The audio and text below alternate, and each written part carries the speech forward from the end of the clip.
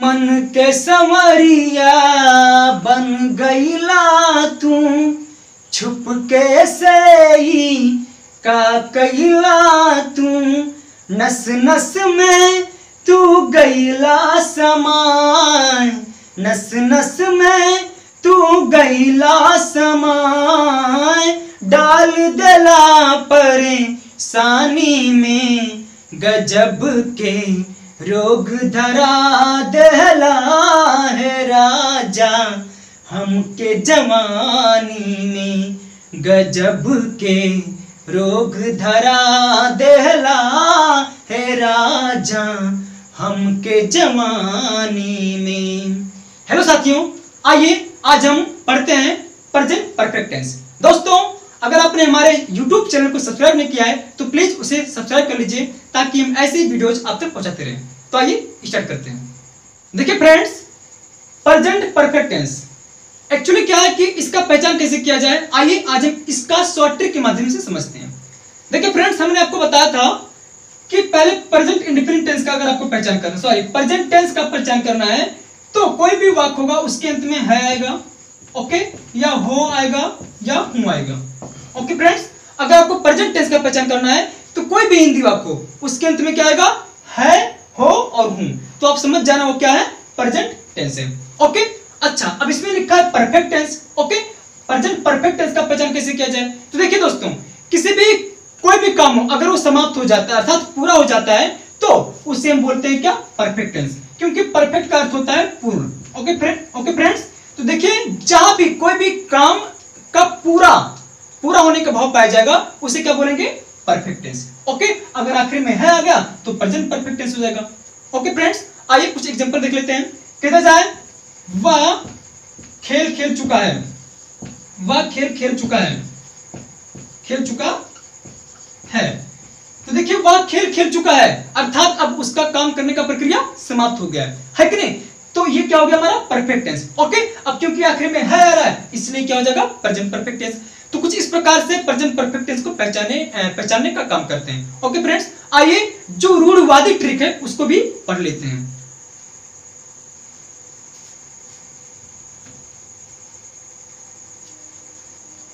देखिए फ्रेंड्स, हम लोग जो परंपरागत तरीके से जो इसका पहचान करते हैं, आइए उसको भी देख लेते हैं। देखिए लिखा है पहचान। पहचान पहचान के तहत कोई भी सेंटेंस होगा, कोई भी हिंदी वाक्य होगा उसके अंत में चुका है, चुकी है, चुके हैं, चुके हैं, चुका हूं, कुछ इस प्रकार से शब्द आएंगे। ओके फ्रेंड्स, मैंने क्या बोला, कोई भी हिंदी सेंटेंस होगा उसके अंत में चुका है, चुकी है, चुके हैं, चुका हूं, कुछ इस प्रकार से शब्द आएगा। ओके फ्रेंड्स, तो हम जान देंगे वो क्या है, हमारा प्रेजेंट परफेक्ट टेंस है। क्लियर हो गया। और मैंने आपको दूसरा ट्रिक बताया था क्या, कि कोई भी वाक्य अगर वो समाप्त हो जाएगा उसमें परफेक्शन का भाव पाया जाएगा तो क्या होगा, हमारा परफेक्ट टेंस, और अगर उस वाक्य के अंत में है शब्द होगा तो वो क्या होगा, हमारा प्रेजेंट टेंस। क्लियर हो गया। तो आपको पहचान तो आ गया, अब इसका जो नियम है आइए उसको भी देख लेते हैं। नियम कुछ इस प्रकार से है, यदि हमारा कोई भी हिंदी वाक्य अफर्मेटिव सेंटेंस में अर्थात स्वीकारात्मक वाक्य में है, सकारात्मक वाक्य में है, तो आपको क्या करना है, एक वचनकर्ता के साथ सहायक क्रिया हैज का प्रयोग करना है। ओके, और अगर बहुवचन करता है तो आपको सहायक क्रिया हैव का प्रयोग करना है। ओके, और जो क्रिया होगी उसकी तीसरी अवस्था का प्रयोग करना है। ओके फ्रेंड्स, मैंने क्या बताया कि यदि हमारा सेंटेंस कैसा होगा, अफर्मेटिव अर्थात सकारात्मक, तो आपको क्या करना है, एक वचनकर्ता के साथ हैज, बहुवचनकर्ता के साथ हैव प्लस क्रिया की तीसरी अवस्था का प्रयोग कर देना है। ओके फ्रेंड्स, और अगर वाक्य नेगेटिव होगा तो आप हैज और हैव के बाद नॉट लगा देंगे। ओके फ्रेंड्स, ये हो गया आपका नियम। ओके, तो आइए कुछ एग्जांपल देख लेते हैं। देखिए फ्रेंड्स, आपका एग्जांपल कुछ इस प्रकार से है, लिखा है बच्चे क्रिकेट खेल चुके हैं।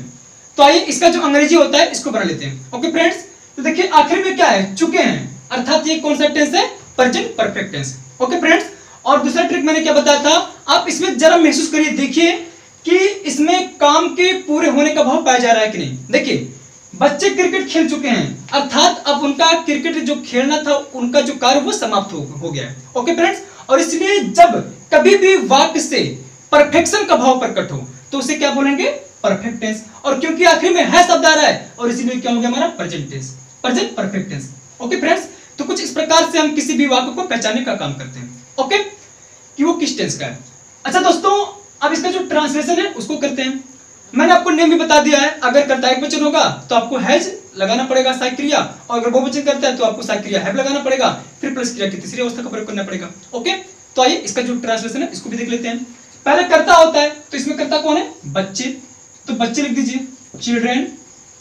उसके बाद आपको सहायक क्रिया लगाना है, सहायक क्रिया क्या है? हैव और हैज। तो चूंकि बच्चे बहुवचन है इसलिए यहाँ सहायक क्रिया क्या हो जाएगा? हैव। फिर प्लस आपको क्रिया लगाना है, क्रिया क्या है हमारा? खेलना। तो यहाँ खेलना का अंग्रेजी क्या होता है? प्ले। तो आपको तो प्ले लगाना पड़ेगा, लेकिन क्या है कि हैव लग गया है और इसीलिए इसका तीसरी अवस्था का प्रयोग होगा, ओके। चिल्ड्रन है, प्लेड हो गया। इसके बाद आपको लगाना क्या? ऑब्जेक्ट, कर्म। तो इसमें कर्म कौन है? क्रिकेट, प्लेड क्रिकेट हो गया, फुल स्टॉप। चिल्ड्रन है प्लेड क्रिकेट हो गया इसका अंग्रेजी, ओके। आइए दूसरा देखते हैं। वे भोजन पका चुके हैं। तो देखिए ये भी हमारा किस टेंस का है? प्रेजेंट परफेक्ट टेंस का, ओके। और आप नियम को और दोस्तों आपको नियम भी मालूम है। नियम क्या है? एक वचन करता होगा तो आपको सहायक क्रिया हैज, बहुवचन करता होगा तो है, प्लस क्रिया की तीसरी अवस्था, ओके। तो आइए इसको भी कर लेते हैं। वे भोजन पका चुके हैं, तो वे का अंग्रेजी क्या होता है? दे। अब चूंकि दे क्या है? बहुवचन करता है, इसीलिए सहायक क्रिया क्या हो जाएगा? Have, they have.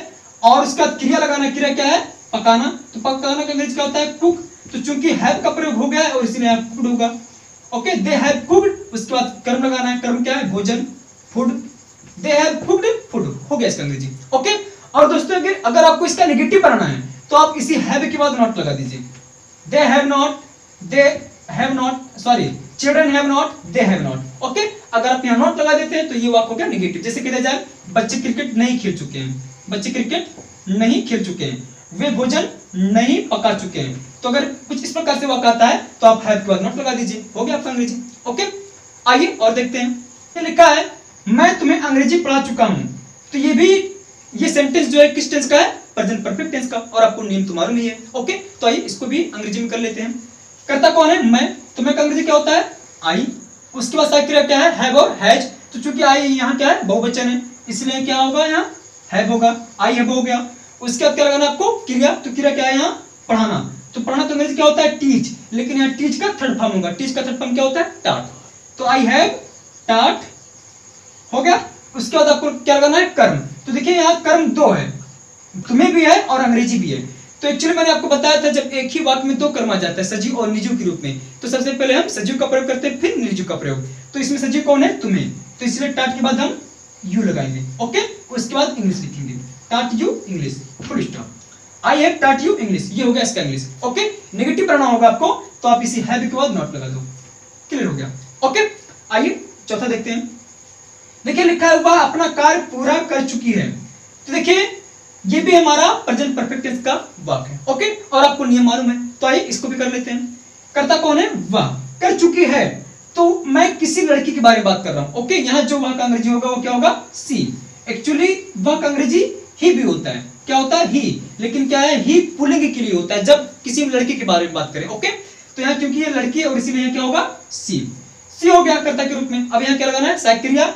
सहायक क्रिया क्या है? हैव और हैज। अब चूंकि सी क्या है? एक वचन है, इसीलिए सहायक क्रिया क्या होगा? हैज।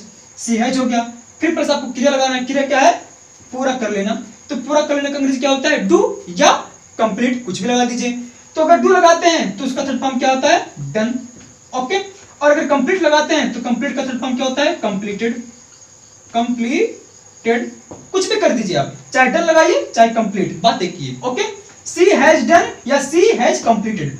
अब अपना काम, अपना काम का अंग्रेजी क्या होता है? एक्चुअली देखिए वह यहां कर्ता के रूप में कौन है? सी। और सी के साथ अपने का अंग्रेजी क्या होता है? Her, okay. Her. She has done या कंप्लीटेड हर कार्य का अंग्रेजी वर्क्स। ढेर सारा काम है तो आप वर्क्स लगा देंगे। सी हैज डन या कंप्लीटेड हर वर्क्स हो गया इसका अंग्रेजी, ओके फ्रेंड्स। आइए एक एग्जांपल और देख लेते हैं। देखिए फ्रेंड्स लिखा है वे सामान खरीद लिए हैं। तो देखिए यहाँ अब चुका है, चुकी है, नहीं आ रहा है कि नहीं? तो इसका पहचान कैसे करें? और मैंने आपको बताया है जिस भी सेंटेंस से, जिस भी वाक्य से आपको कार्य के पूरा होने का भाव प्रकट हो तो वो क्या होगा? हमारा परफेक्ट टेंस होगा, क्लियर हो गया। तो देखिए वे सामान खरीद लिए हैं, अर्थात अब उनका जो काम करने का प्रक्रिया वो क्या हो गया? समाप्त हो गया है कि नहीं? और इसलिए ये क्या हो गया? हमारा परफेक्ट टेंस, क्लियर हो गया। अब चूंकि आखिर में है शब्द आ रहा है और इसलिए क्या हो गया? हमारा प्रेजेंट टेंस, ओके। काम है हमारा यहाँ पूरा हो चुका है और इसलिए क्या हो गया परफेक्ट, और चूंकि आखिरी में है आ रहा है इसलिए क्या हो गया प्रेजेंट, और इसलिए क्या हो गया पूरा प्रेजेंट परफेक्ट टेंस। क्लियर हो गया? हो गया? कोई दिक्कत है? नहीं। अच्छा आइए इसका जो अंग्रेजी है इसको भी देख लेते हैं।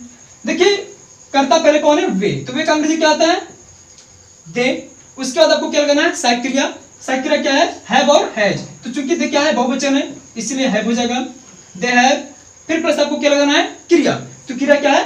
खरीदना। तो खरीदने का अंग्रेजी क्या होता है? बाय। तो यहाँ बाय नहीं लगेगा बल्कि क्या लगेगा? उसका थर्ड फॉर्म बाय का बॉट। ओके, तो हैव बॉट। उसके बाद आपको क्या लगाना है? कर्म।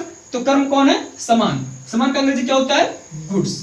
ओके, या आप कुछ भी लिख दीजिए, थिंग्स, कुछ भी लिख दीजिए जो आपका इच्छा है। ओके फ्रेंड्स, तो कुछ इस प्रकार से इसका अंग्रेजी होगा। देखिए क्या लिखा है? दे हैव बॉट गुड्स या थिंग्स, कुछ भी लिख दीजिए। ओके फ्रेंड्स, दोस्तों 4-5 ट्रांसलेशन मैं आपको दे रहा हूं और आप लोग इसको करिएगा, और अगर नहीं आएगा तो कमेंट में लिख दीजिएगा कि नहीं आ रहा है, और अगर आ रहा होगा तो उसको लिख दीजिएगा कि हाँ आ रहा है। ओके, और अगर नहीं आएगा तो मैं अगले वीडियो में आपको बताने का काम करूंगा। देखिए फ्रेंड्स, एग्जाम्पल कुछ इस प्रकार से है। देखिए फ्रेंड्स, मैं आपको 5 हिंदी वाक्य दे रहा हूं, इसको आप अपने कॉपी में लिख लीजिए, और अगर इसका आप ट्रांसलेशन कर लेते हैं तो आप इसको कर लीजिएगा, और हाँ फिर कमेंट बॉक्स में लिख दीजिएगा कि मैंने इसको कर लिया है। ओके, और अगर नहीं आया है, और अगर नहीं आएगा तो आप कमेंट में लिख दीजिएगा कि नहीं आ रहा है। ओके, मैं अगले वीडियो में इसका जो ट्रांसलेशन है बताने का काम करूंगा। ओके, देखिए क्या लिखा है? वह अपना पाठ याद कर ली है।